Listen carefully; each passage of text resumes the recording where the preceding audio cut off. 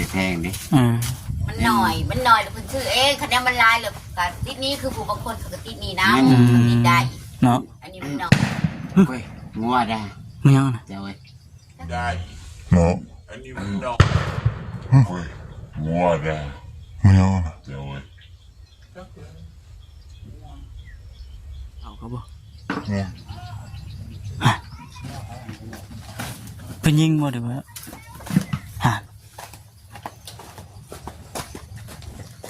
มันมีให้หน้าบ่นั่นเนี่ยเสียงปืนบ่ได้ว่ามันระเบิดเจ้ามันนักยิงใส่เลยนะอยู่ทางนี้เลยเรานี่เรายิงเลยนะอ๋อ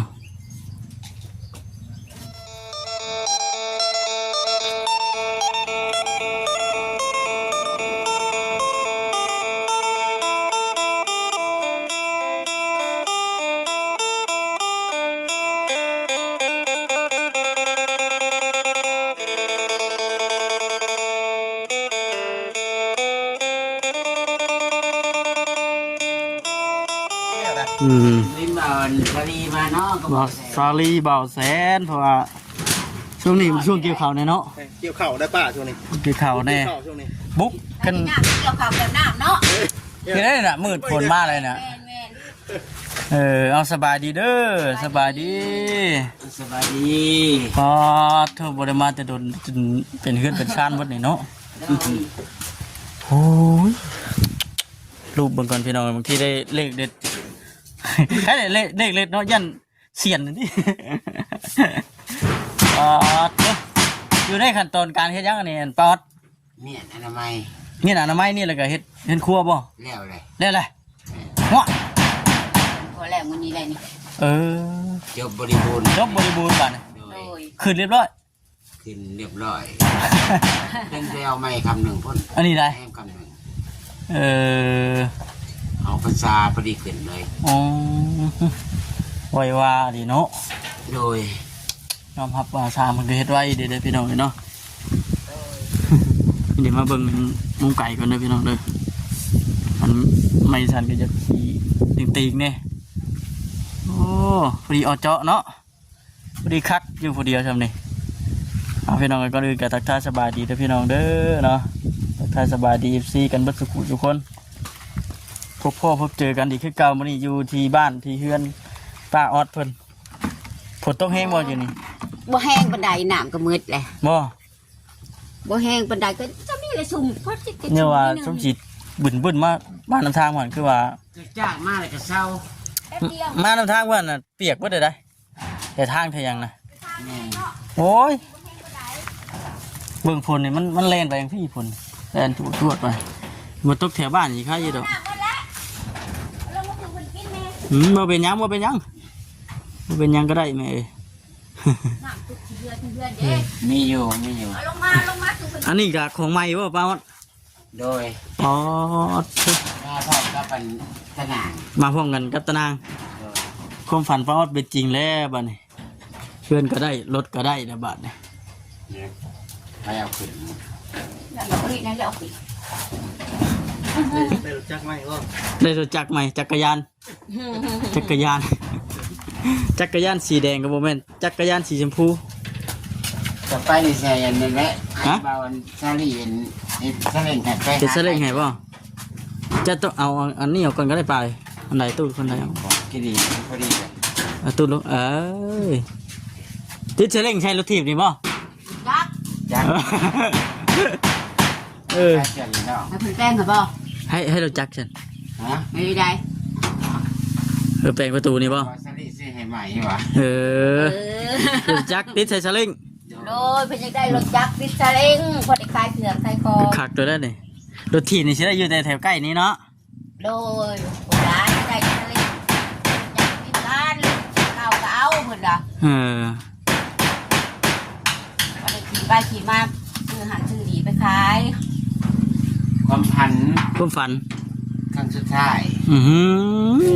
กับโบได้กับโบเป็นยังวะสำนีก็ดีใจแล้วป่ะโอ้ยแสนภาคภูมิใจที่สุดในชีวิตคิดว่าตัวเองจะได้อยู่ป่ะซ้ำนี่นะไม่ได้คิดจริงๆเลย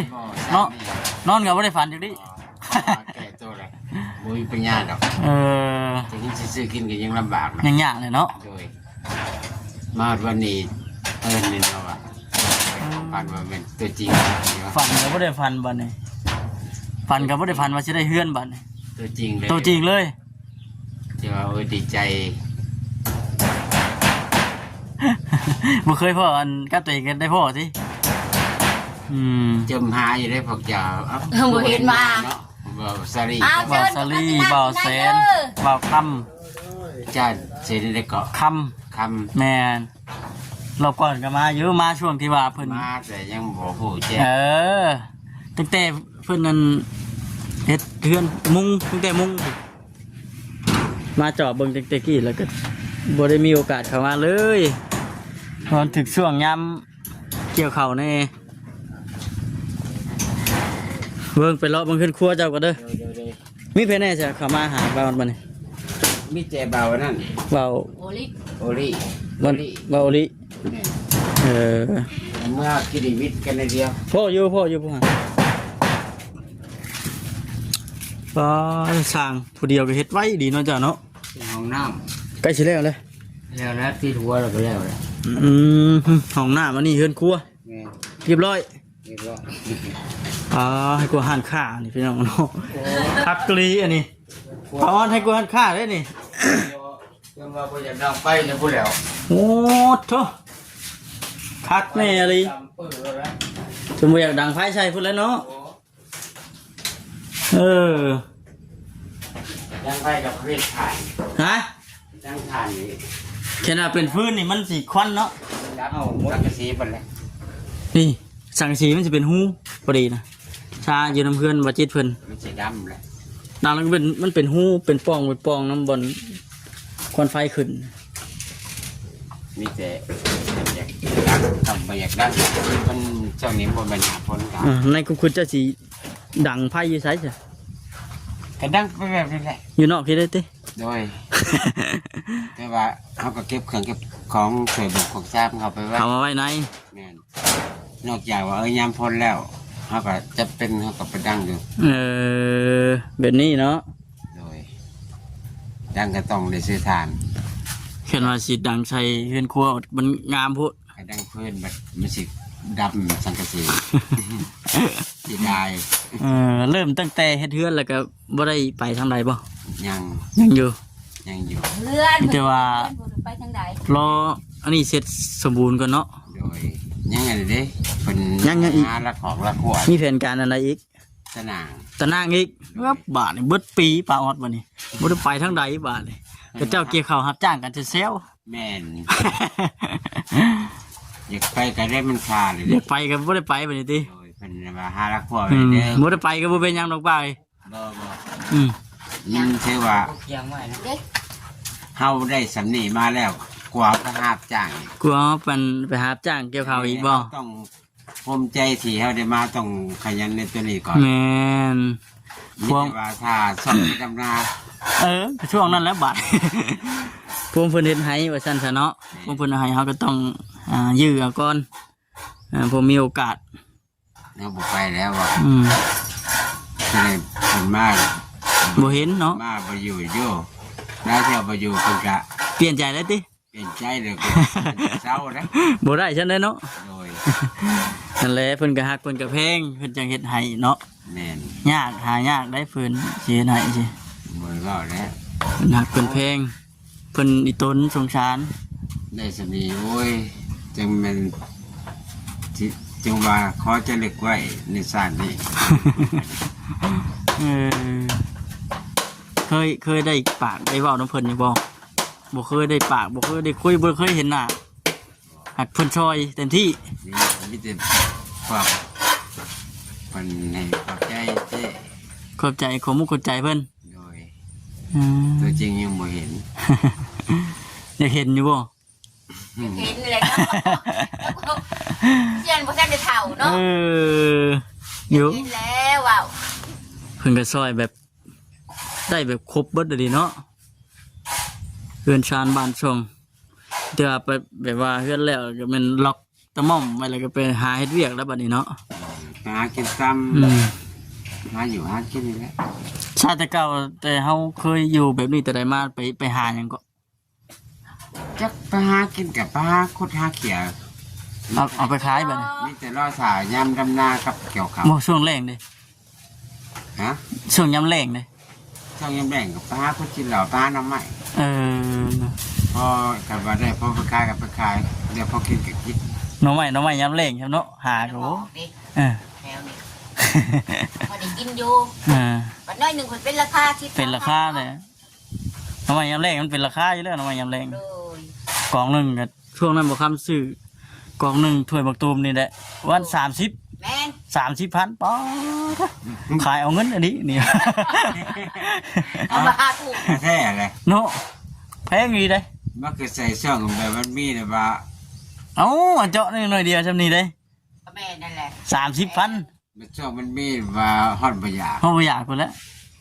ช่วงยามแรงตะโปนอันซับมือนี่ว่าใหญ่นี่นั่นแหละอาชีพหลักๆก็ได้เนาะหาหน่อไม้ช่วงยามแรงหน่อไม้ โอ้ยหาคุดหาเขีย อืม หาไป กบเขียด ตามภาษานี่เลยแบบสีไปหาอันนั่นกำก้อนนี่ยังบ่ได้เลย อืม เท่า อืมยากเลยเนาะ โดย มีแต่รอช่วงคือเจ้าดำให้ดำหน้าบัดนี้ ยังพอเห็นได้อะนะ พอเฮ็ดได้อยู่ แม่น ดกก้า ตกกาดำน้ำ เรียกถนัดจะได้นะเนาะ โดยเรียกผู้ชายบุปผาไหน เออเรียกนั้นพอบุกพอบืนได้อยู่ ของผ่านมากกะสลัดกับค้าขายผ่านมากอะไรค้าขายนั่นนี่ ค้าขายง่ายมือเนี่ยก็ถนัดอยู่ตัวนี้ก็ได้ โดยมาส่วนหนึ่งมันโมมีเรื่องยาวก็เลยเศร้า เออในระยะตลอดที่ผ่านมาเนี่ยมันมีรถแล้วก็ไปขี่ไปขาย เป็นค้าขายไปขายเครื่องมันนอกฟังบุญ เออแบบนั้นบ่ แม่ไม่ว่าตอนนั้นตอนอายุ20 กว่าปี เออบุกบืนแต่ใดมาได้เนาะเบิ่งนี่เนาะ ไปตลอดบุญมิแต่ว่าเอาเบอร์นำเขาไว้วันนั้นวันนี้ เออ มีแต่เขาโทรมาบอก โทรมาบอกดิ ไปจ้างต่อไปเรื่อย อืม ๆบ่ค่อยมาเพื่อนจน ไปหน้าตลอด จนแล้วบุญขายแบบประเภทเครื่องขึ้นในห้างเนี่ย เออแบบนี้ มันเป็นนมเป็นเนมเบียร์เหล้ายา เออแต่ว่าเครื่องน่ะเป็นของเฮาบ่ แม่นซื้อเอง ซื้อเอง โดย อ่า ที่มันไม่แพงดิ เออ มันหน่อยแล้วคนชื่อเองคะแนนมันลายเลยกับติดนี้คือผู้บางคนเขาก็ติดนี้นะติดได้ เนาะ อันนี้มันหน่อย เฮ้ยงัวได้ ไม่เอานะ เจ้าเว้ย งูกินข้าวเขาบ่ฮะเพิ่นยิงบ่เดี๋ยวว่าฮะนี่มันมีให้หน้าบ่นั่นนี่ นี่ เสียงปืนบ่ได้ว่ามันระเบิดจ้ะวะ มันรับยิงใส่เลยนะ อยู่ทางนี้เลย เหล่านี้เรายิงเลยนะ เอ้า เรารายการใครได้ ผู้ใดอันนั้นผู้ขี่จักรมาเมื่อกี้นี่ บอกเจ้าของน้อยเมนตายหรือไปจับ เอ้าคือจังว่าแท้นี่บ่ โยกเมื่อวานนี้เราก็ยิง ขอชิดเนาะงัวเลยงัวหน่อย งัวเขาคือว่าผูกไว้เลยงัวทะเลอีกไหมนี่ โอ้ยหมดเลยนะงัวยัง เออเคลียร์เพิ่นสิไล่อิหยังเจือๆได้บ่แม่นเนาะ บอก บ่อได้หมอนบ่ไรเลย มีแต่ผู้นี้บ่เพิ่นผู้อื่นน่ะบ่เฮ็ดแบบนี้ บ่เห็นไปที่ต้องบอกเบิ่งนะก่อนเตือนไว้จะบอกเสียงกี่ดิ ชิงปืนนะบ่สิ ยิงงัว ยิงงัว เมื่อวานก็ยิง ตายบ่วาน คนเจ็บกดบ่ปากบนเตียงบ่ปากน้ำไผ่ อันนี้ได้ โอ้ยมีความหมดเลยว่ามันคนนี่เจ็บกดนี่เป็นคนเดียวเนี่ย โหดอันนี้นี่พี่น้องไว้เนาะ พวกเขาหัวป่ะ งัวเขาสวนเข้าหน้าแล้ว แท้ นี่บ่เสียงรถตัวนี้บ่ โบนะเราอยู่ในหน้าแล้ว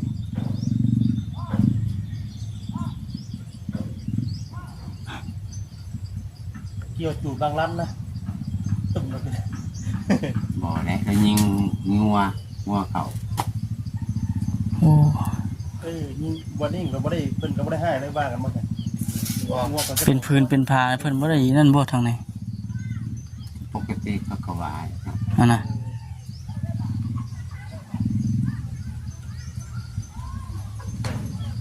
พิษกันย้อนบ่อนเนาะ มันบุพิษกันย้อนบ่อันเปล่าอ่ะฮะ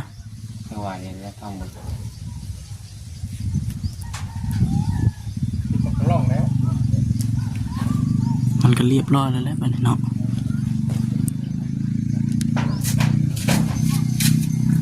ไปด้วยนี่เจ้าผู้ชายอ่ะ อย่างรวมกันงัวครับ ระวังเด้อ ว่าซื้อลูกโป่งได้พอเอ้ย ระวังถือลูกหลงเด้อเด้อ เราเองโมโหกับเราปิดปืนยิงใส่กันงัว แบบนี้แต่ คนนั้นนะเพราะอันนั้นจะเข้าใจสิ เข้าใจแล้ว ต้องมีว่านี่ บ่วุ่นวายกับไฟนะเนาะเบิ่งนี่เนาะใจผู้เดียวหน่อยเฮาบ่ย่านบ่เห็นบ่สลี ตักเมื่อครับหยัดได้ บ่เป็นยังคนนอก เฮาบ่ได้เฮ็ดหยัง เรา เนาะ ไม่ได้แต่งัว หยัดได้ เราบริรามคนอื่น อันนี้นะ แม่น อายุสามโบราณคนเนาะ ได้แต่งัวต้องแบบเข้าหน้าเราให้ มันมีเข่าบ่นะมันน่ะ เข้าเด้เต็มที่ มัน บังป่าเฉย นี่เลยเนาะ เอาเรางามเลยแต่ละปีไม่ได้ใส่ฝุ่นปุ๋ยเลยมันเป็นงานแบบงานแบบงานเรา แต่พี่น้อยเนาะปืนใส่เลย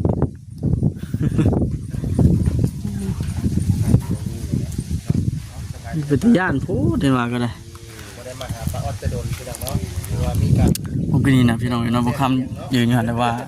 เสียงปืนตบลงกินนี่ นี่เลี้ยวเลยเนาะเห็นได้ป้าเนาะเห็นไหมปลาดีพวกมันอันนี้นี่เลยวันจะดีมาหาแล้วเนาะ ปอดเขากินได้มาคำป้อนจันฮะเป็นยังบ่ เป็นนั่งทำมาเขาเพื่อแล้ว มีอยู่น่ะนี่เนาะหมอนไงนึงเอากันเด้อโอ้ยอันตรายพี่น้อยเนาะ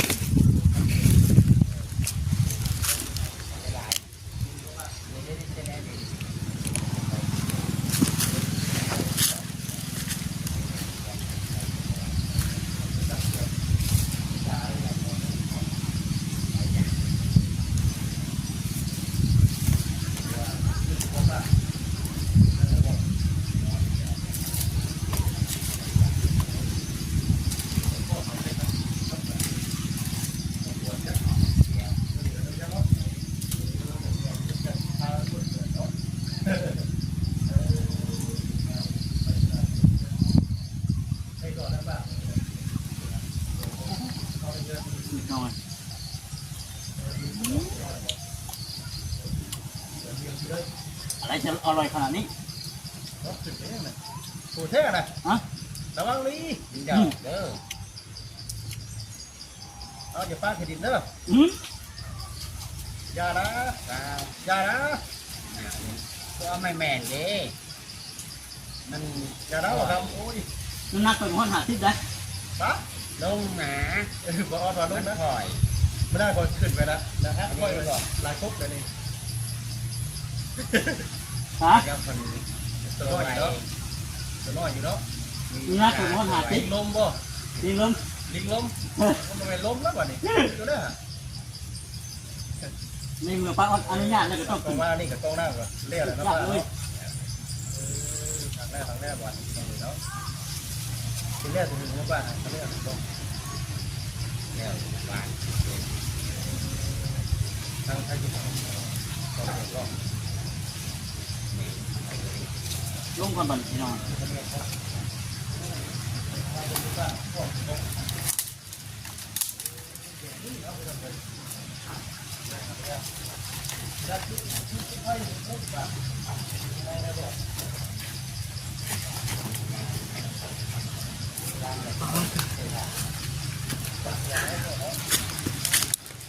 เป็นไงพอ เสียบ่มันเป็นไอ้งัวน่ะไม่ได้ถือบ่ใครอยุ่สะ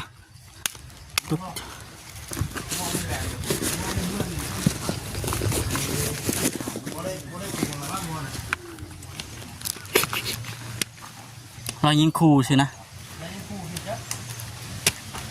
เนาะอย่าเรายิงคู่สิ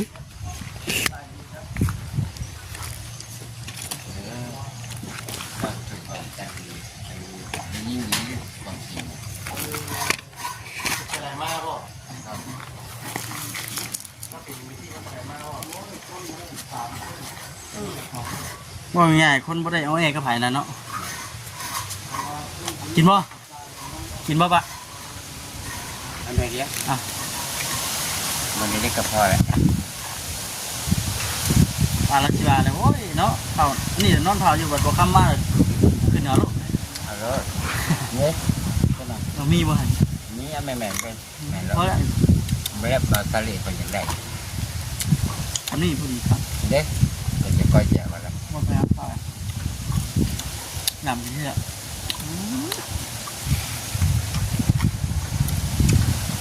มีบ่ ขอพ่ออะไรเดี๋ยวเรียกไป มะขามป้อมเป็นยาพี่น้องเนาะพี่บ่บ้านมะขามเนี่ยหลายจริงบ้านชาวอินนะเรามะขามไปอยู่ตรงแรกนะเอาเป็นกระตาพี่น้องเนาะแต่อันนี้เนี่ย วันนี้เป็นยังไงญาติเขาเก็บไปขาย แม่นเลยดิตะกี้อยู่บ้านหลายเลยมาได้รถเบิดไปมัน โล นี่ ห เดี๋ นึ่ ยว ง จะ สิ พ บ บ พัน อันนี้นะ เนี่ย โลหนึ่ง10,000บ่จำเกลือกัน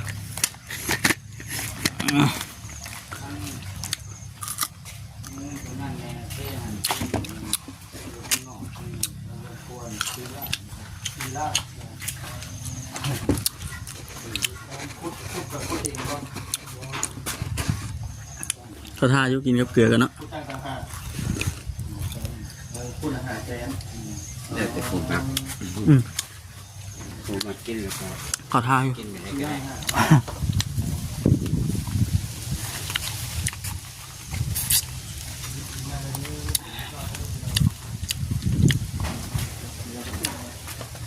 คัก